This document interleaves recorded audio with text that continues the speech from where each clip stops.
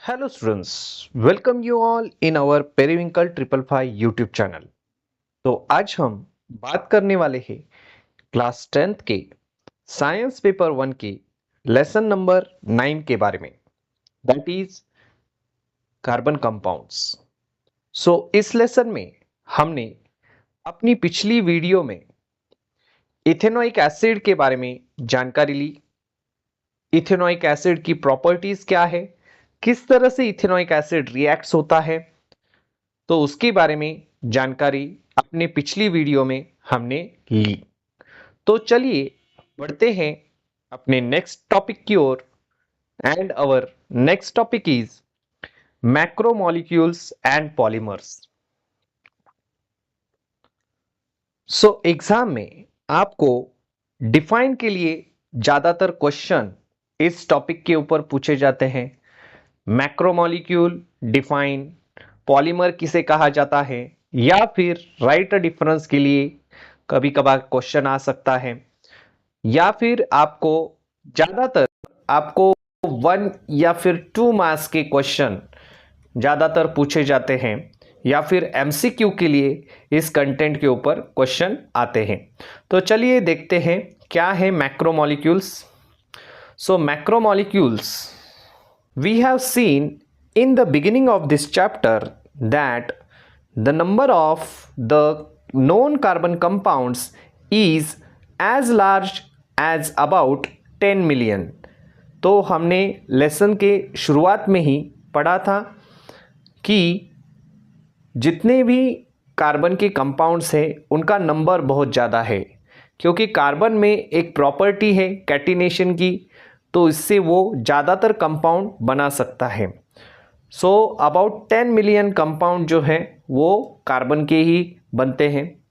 And the range of this molecular masses, उनकी range जो है मॉलिक्यूलर मासेस की, तो कितनी है, is as large as 10⁻1 to 10⁻12। इतनी रेंज उसके कंपाउंड्स की है। The number of constituent atom is a very large of the molecule with a high molecular mass। number of constituent atom, number जो हैं उस एटम के वो ज़्यादा हैं किसी भी कंपाउंड्स में, मॉलिक्यूलर मास उनका ज़्यादा है।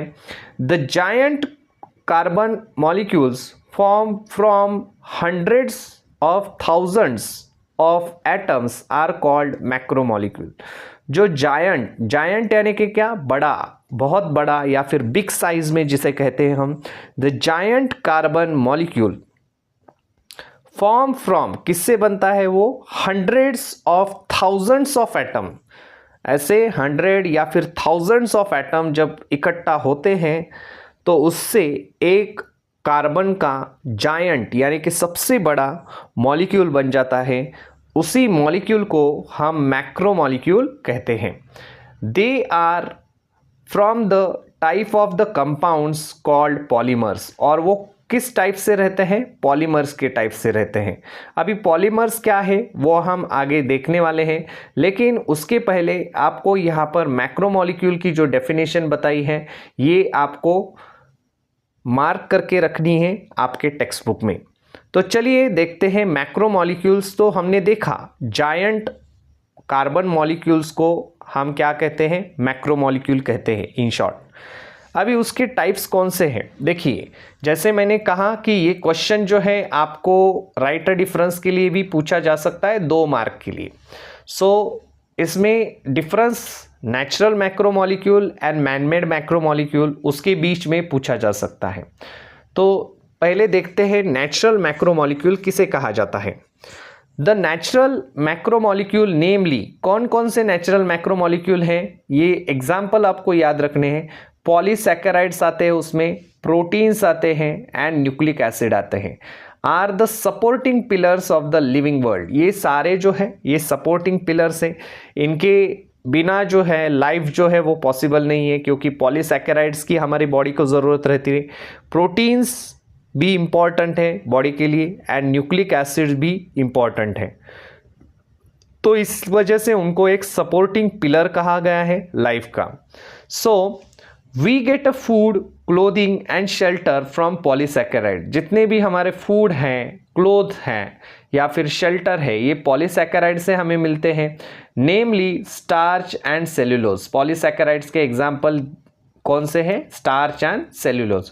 Protein constitutes a large part of the bodies of animal.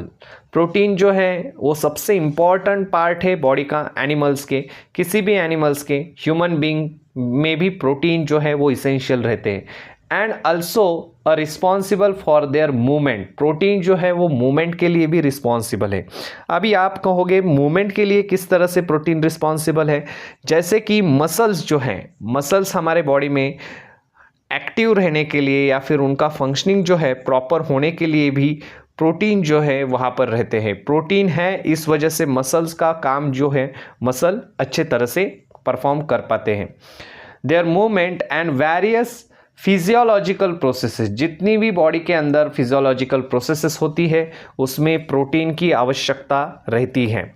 So next आता है हमारा न्यूक्लिक एसिड। न्यूक्लिक एसिड का क्या रोल है? Nucleic acid control the heredity at molecular level. Nucleic acid heredity को कंट्रोल करने का काम करता है। अभी हेरिडिटी क्या है? जो कैरेक्टर्स पेरेंट्स से ऑफस्प्रिंग में ट्रांसफ़र होते हैं उनको हम क्या कहते हैं? हेरिडिटी कहते हैं। तो ये जो है हेरिडिटी ट्रांसफ़र करने का काम जो है, इम्पॉर्टेंट काम न्यूक्लिक एसिड्स करते हैं। सो उनका इम्पोर्टेंस इस वजह से है। यहाँ पर एक दिया है, rubber is the another type of the natural macromolecule. आपको ये क्वेश्चन जो है एमसीक्यू के लिए दिया जाता है, dash is the another type of the natural macromolecule. So क्या लिखना है वहाँ पर आपको? रबर। रबर है एक नेचुरल मैक्रोमॉलिक्यूल है। नेक्स्ट यहाँ पर पढ़ते हैं, चलिए देखते हैं मैनमेड मैक्रोमॉलिक्यूल किसे कहा जाता है। अभी मैनमेड मैक्रोमॉलिक्यूल जो है उसमें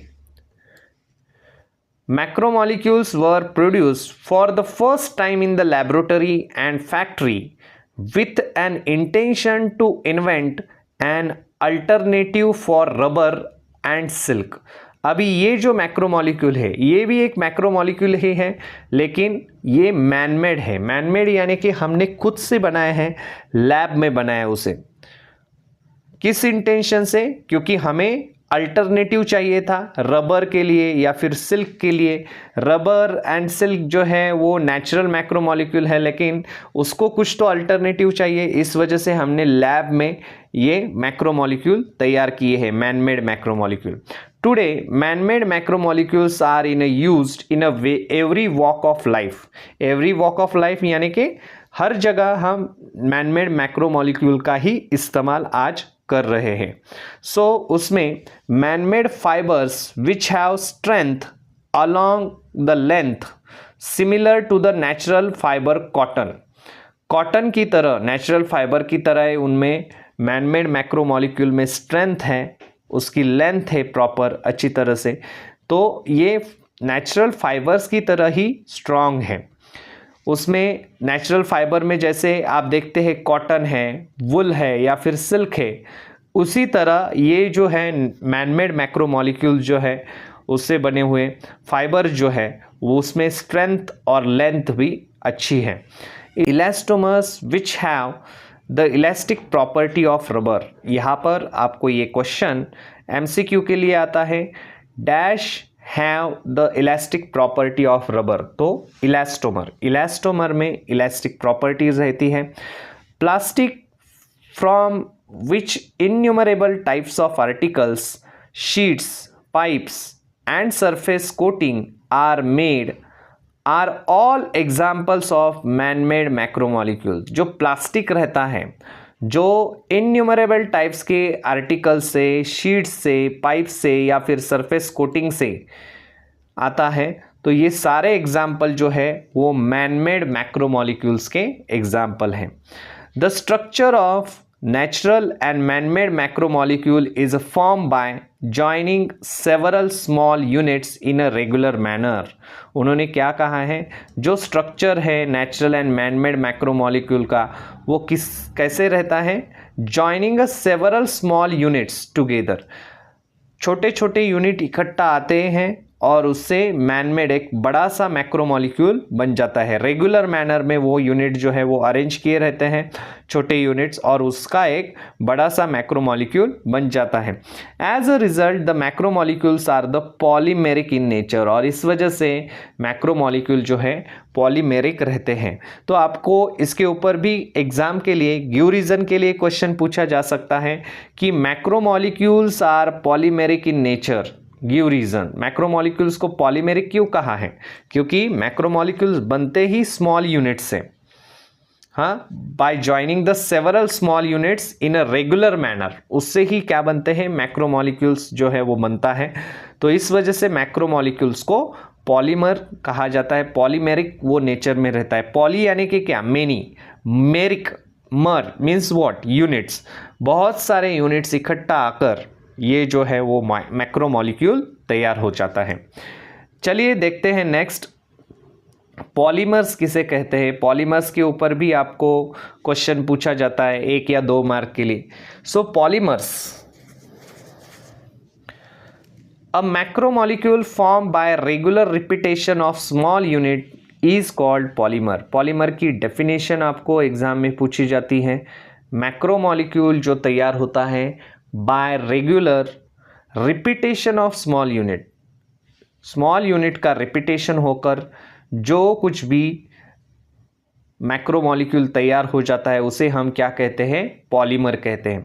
the small unit that repeats regularly to form a polymer is called monomer. और जो स्मॉल यूनिट जो हैं, जो रिपीट होते हैं और जिनसे पॉलीमर बनता है, उन स्मॉल यूनिट को क्या कहा जाता है, मोनोमर कहा जाता है। तो मोनोमर की भी डेफिनेशन आपको याद रखनी है एंड पॉलीमर की भी डेफिनेशन आपको याद रखनी है। The reaction by which monomer molecules are converted into polymer is called polymerisation. Underline कीजिए, ये जो रिएक्शन है जिसमें मोनोमर मॉलिक्यूल्स का कन्वर्जन पॉलीमर में किया जाता है, उस रिएक्शन को क्या कहा जाता है, पॉलीमराइजेशन ऐसे कहा जाता है। तो आपको अगर एग्जाम में डिफाइन के लिए क्वेश्चन आ गया तो आप ये लिख सकते हैं पॉलीमराइजेशन, या फिर एमसीक्यू के लिए भी आपको पूछा जा सकता है। One important method of polymerization is to make a polymer by joining alkene type of monomer। एक इम्पॉर्टेंट मेथड यहाँ पर बताई है, अल्कीन टाइप के मोनोमर आप ज्वाइन करके पॉलीमराइजेशन कर सकते हैं। For example synthesis of the polyethylene. So यहाँ पर जो एग्जाम्पल है वो आपको देना है पॉलीइथिलीन का, is as shown in the further, that is C 9.26, also in the table 9.27 shows the polymers used in a large scale। जो बड़े पैमाने पर पॉलीमर यूज़ किए जाते हैं उनके एग्जाम्पल कुछ यहाँ पर टेबल में दिए हैं। ये टेबल जो है खास करके ये रिएक्शन जो है ये इम्पॉर्टेंट है। पॉलीमराइजेशन के ऊपर 2 मार्क के लिए जब क्वेश्चन पूछा जाता है एग्जाम में तो आपको ये रिएक्शन भी मेंशन करनी है। इथिलीन के मोनोमर ऐसे निकालने हैं, इथिलीन यानी कि डबल बॉन्ड वाले सभी कार्बन एटम्स जो हैं। सो यहाँ पर पॉलीमराइजेशन की मेथड दिखानी है। पॉलीमराइजेशन होने के बाद उसका क्या हो जाता है, पॉलीइथिलीन बन जाता है। सो ये आपको दिखाना है। तो इस तरह से उसका एक्सप्लेनेशन जो अभी हमने पढ़ा वो भी लिखना है और ये रिएक्शन भी वहाँ पर लिख देनी है।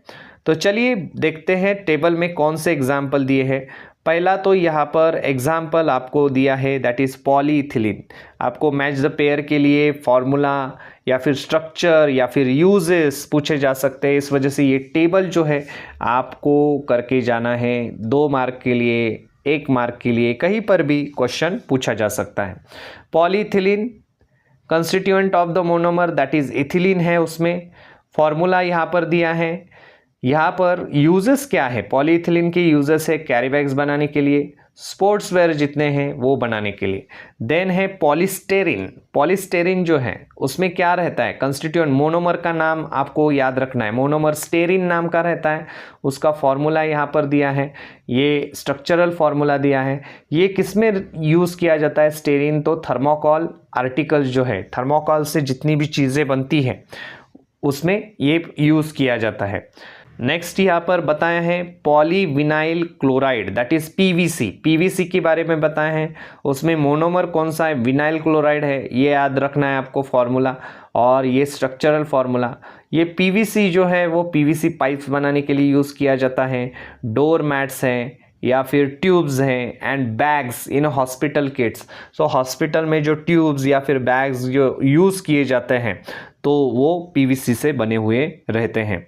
देन है पॉली एक्रिलोनाइट्राइल, ये स्पेलिंग आप अच्छी तरह से देख लीजिए, अच्छी तरह से ये स्पेलिंग लिखना है विदाउट मिस्टेक, पॉली एक्रिलोनाइट्राइल करके। सो एक्रिलोनाइट्राइल ये क्या है, इसमें से मोनोमर है, इसका फॉर्मूला यहाँ पर दिया है, स्ट्रक्चरल फॉर्मूला ये है। विंटर में विंटर क्लोथिंग ब्लैंकेट जो है इससे बनते हैं, तो ये इसमें यूज़ होता है। नेक्स्ट जो आता है आपका टेफ्लॉन, जो 9th स्टैंडर्ड में भी आपने शायद पढ़ा था टेफ्लॉन। टेफ्लॉन में टेट्राफ्लूरोइथिलीन आता है, इसका फॉर्मूला आप याद करके रखें, CF2 double bond CF2, formula easy है। देन ये स्ट्रक्चरल फार्मूला, ये नॉनस्टिक कुकवेयर में यूज़ किया जाता है टेफ्लॉन। देन आता है पॉलीप्रोपिलीन। पॉलीप्रोपिलीन में देखिए प्रोपिलीन इज़ व्हाट, प्रोपिलीन जो है वो क्या है, तो उसका मोनोमर है। इसका फॉर्मूला यहाँ पर दिया है, स्ट्रक्चरल फार्मूला दिया है, ये इंजेक्शन सिरिंज में या फिर फर्नीचर में यूज़ किया जाता है। So the polymers in the above examples are form by the repetition of the single monomer. ये पॉलीमर किससे तैयार हो गए हैं, ये सारे जो हमने अभी डिस्कस किए, ये रिपीटेशन होके मोनोमर का, जो हमने अभी देखे किसमें कौन सा मोनोमर है, तो मोनोमर का रिपीटेशन होकर ये पॉलीमर तैयार हो जाते हैं। These are called as a homopolymer, तो उसको क्या कहा जाता है, होमोपॉलीमर कहा जाता है। And the other type of the polymers are form from the 2 or more monomer, they are called as a copolymer. तो ये भी आपको याद रखना है। डिफाइन के लिए अगर आपको क्वेश्चन आता है define polymer and right the types of the polymer, तो एक तो है होमोपॉलीमर और दूसरा जो है कोपॉलीमर। कोपॉलीमर में क्या रहता है, तो एक कोपॉलीमर में there are the polymers are form from the 2 or more monomer, 2 या 2 से ज़्यादा मोनोमर अलग टाइप के इकट्ठा आते हैं और उसमें से क्या बन जाता है, वो कोपॉलीमर बन जाता है। फॉर एग्जाम्पल यहाँ पर कोपॉलीमर का अगर एग्जाम्पल एग्जाम में पूछा तो आपको ये लिखना है, दैट इज पेट। पेट यानी कि क्या, पॉलीइथिलीन टेट्राथैलेट। तो ये आपको ये वर्ड जो है अच्छी तरह से याद करना है, polyethylene terephthalate. The structure of polymers are linear as in the above example or they are branch. एक तो उनका स्ट्रक्चर लीनियर हो सकता है या फिर ब्रांच होता है, and cross linked as well, और या फिर क्रॉस लिंक्ड भी होता है। Polymers acquire various properties as per the nature of the monomers and the type of structure. Polymers को अलग अलग प्रॉपर्टीज रहती है एज पर द मोनोमर के हिसाब से और उसके स्ट्रक्चर के हिसाब से। The composition and the structure of natural polymers were understood after carrying out their decomposition। अभी उसका स्ट्रक्चर जो है या फिर कंपोजिशन क्या है, ये अगर आपको फाइंड आउट करना है तो किसी भी पॉलीमर का क्या करना पड़ेगा, डीकम्पोजिशन करना पड़ेगा, तभी जाकर हमें पता चलेगा उसमें मोनोमर कौन से हैं, कौन से मोनोमर से ये बना है, तो ये चीज़ें हमें पता चलेगी।